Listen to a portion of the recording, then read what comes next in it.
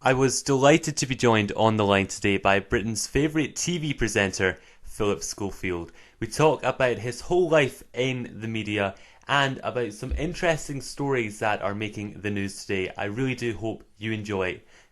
So you started off your career at hospital radio at the age of 15. Did you join that with the view to sort of carrying on in a career in the media? Yeah, definitely. No question. I joined the first hospital radio station, which was not quite what I wanted because it was a bunch of very old guys who left massive pauses and waited until they lifted the stylus up and put it on the record player at the time. And I thought, oh my God, this is like watching my granddad do this.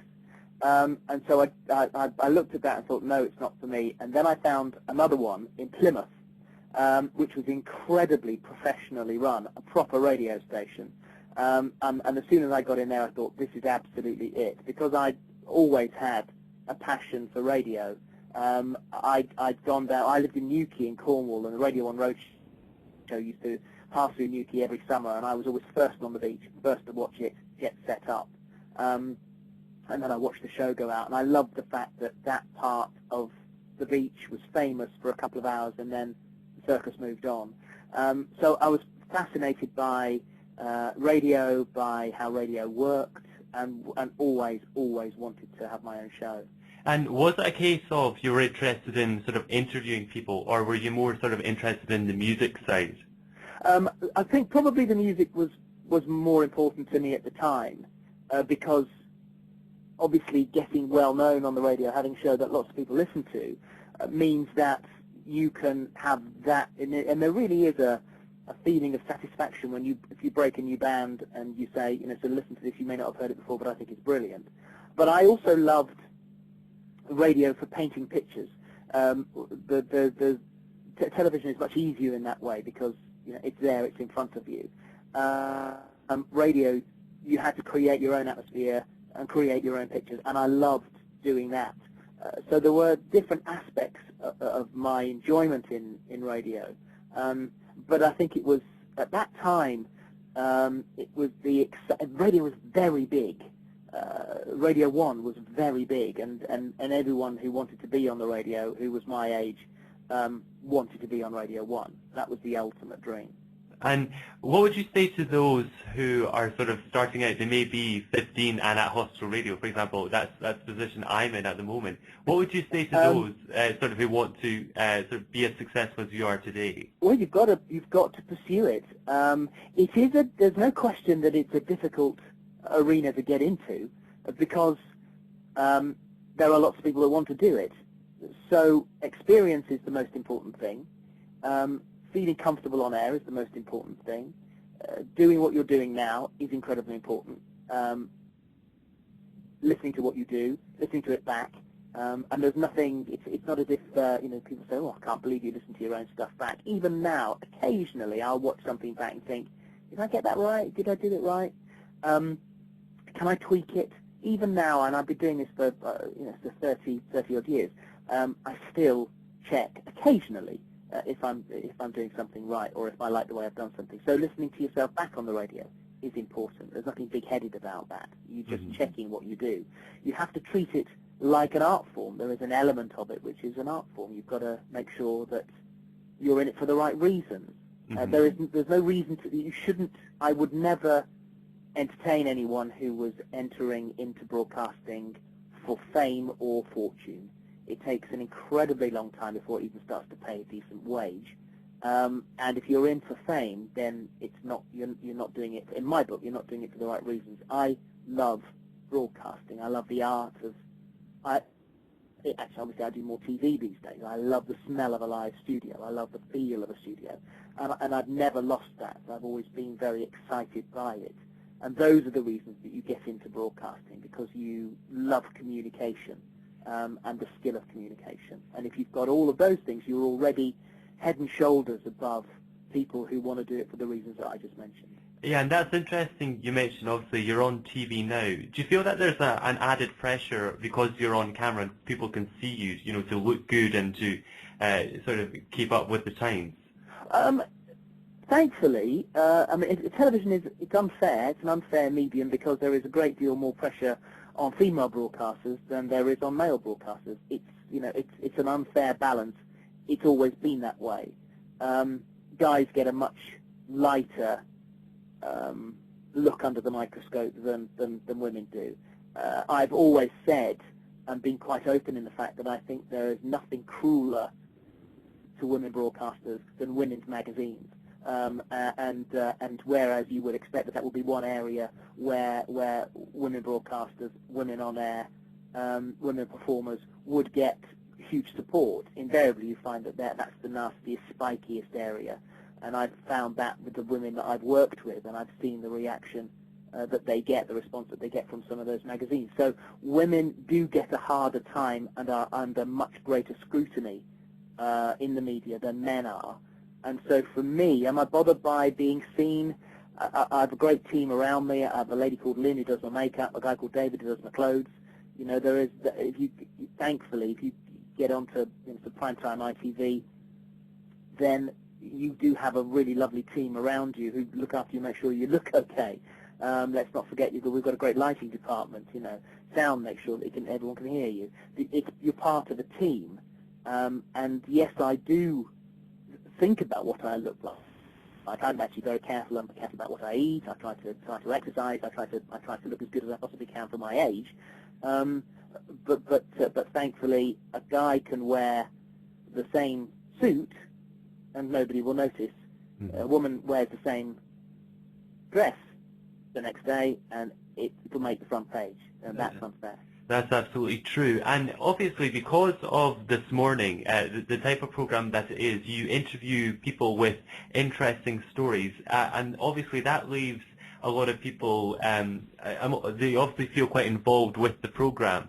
How do you deal with the sort of abuse that presenters can get for their line of questioning or the approach that they take? Well, it's a very timely question, actually, because during the course of the week, we have been dealing with the alleged scandal of Jimmy Savile.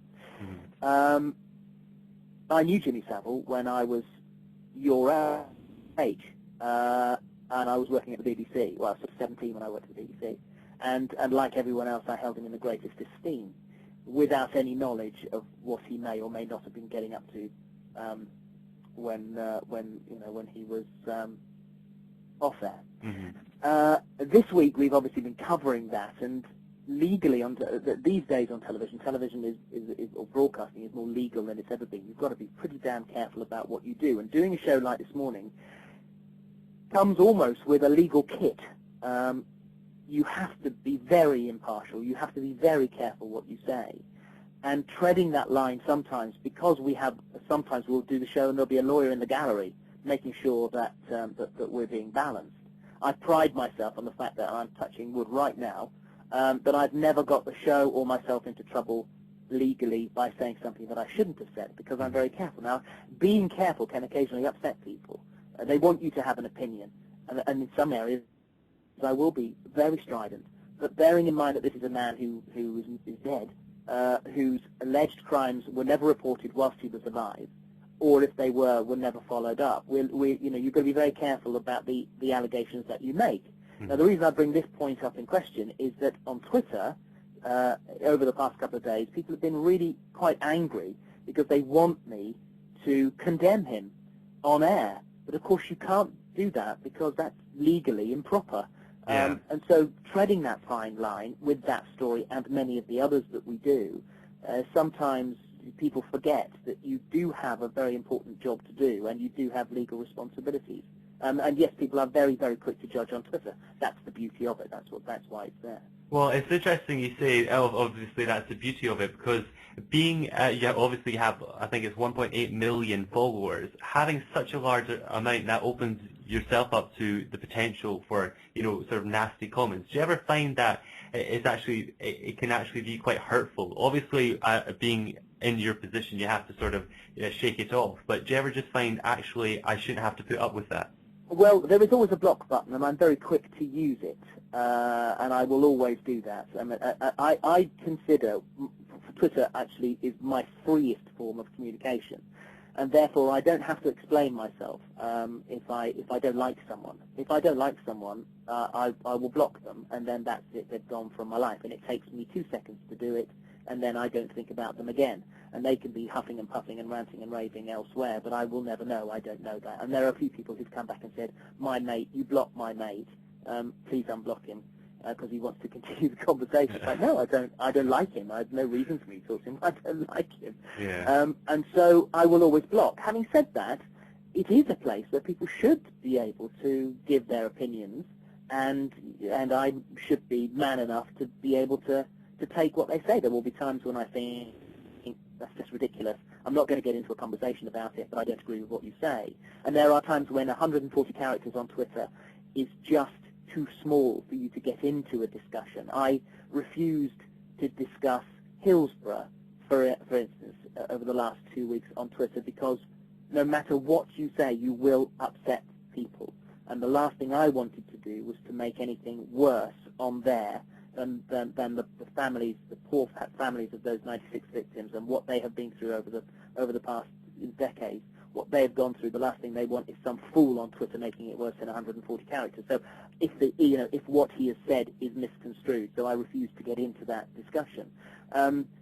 Having said that, you can look through 200 positive comments, but it's always the nasty one that stands out. Yeah. That's always the one that makes you go, ow. But, then you've got to be able to take it. And just finally, obviously this morning is a daytime TV program, and the guests that you get on have interesting stories. Has there ever been a time where you just think that actually you totally don't agree with the guests and what they're saying? Is that not quite hard to not fully express your opinion when actually you think that, it's completely ridiculous what they're saying? Is that one of the hardest things of your job? It's only difficult in respect that I would try to say that in a way that everybody knew what I was actually saying, maybe without actually saying that. There are ways to say it. There are ways to repitch a question. There are ways to ask things that you learn. That if you profoundly disagree with someone, then there are ways to word it. One of my friends is Ant McPartlin, and his wife Lisa always laugh if they watch this morning, because one of the things I tend to say is that there will be people watching who will think. And generally, if I say there are people watching who will think, it's me. I'm the one who's thinking. Hold on a second. I've got to haul you up on that, because I believe what you're saying is either wrong or you could be misconstrued. That's we're not Newsnight, and I've always said that to Holly. This isn't Newsnight. The great thing about this morning is you can ask questions that there are times if your viewers are not fully up to speed on a story, then you can ask something. Say, let's go right back to the very beginning and explain this to me. And that sometimes unsettles people, especially, we're not in the business of setting people up or undermining them, but if you're a politician, then obviously everybody's fair game. Yeah. And that has occasionally been wonderfully unsettling for a politician, because they'll come on thinking they're going to get an easy ride, and often it's the simplest questions that pull the rug out from underneath their feet. Well, Philip, thank you very much for speaking to me today. I really do appreciate it. It's been great to... Pleasure. There we go. That was Phillip Schofield joining me on the telephone. I really do hope you enjoyed that as much as I did. It was brilliant to speak to him. A really nice guy. Please check out my website at www.robertweir.co.uk, because there are going to be many interviews coming up in the near future on that website. And of course, check out my YouTube channel as well. In the meantime, thank you very much for listening.